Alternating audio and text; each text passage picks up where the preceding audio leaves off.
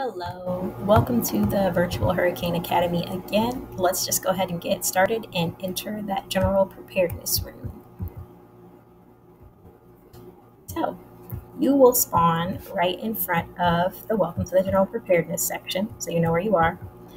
And you can go ahead and interact with the holograms that are present. It'll tell you what kind of information is within the room.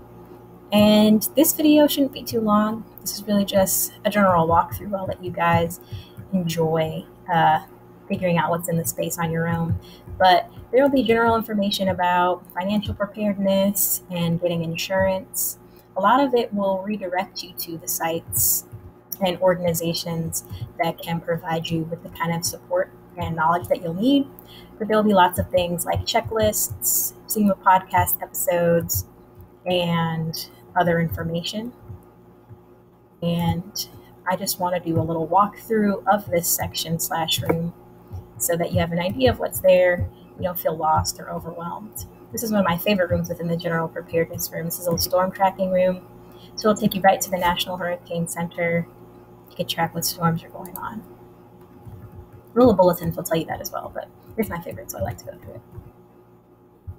Also walk down here. There's another half of the room. This is one of the larger spaces.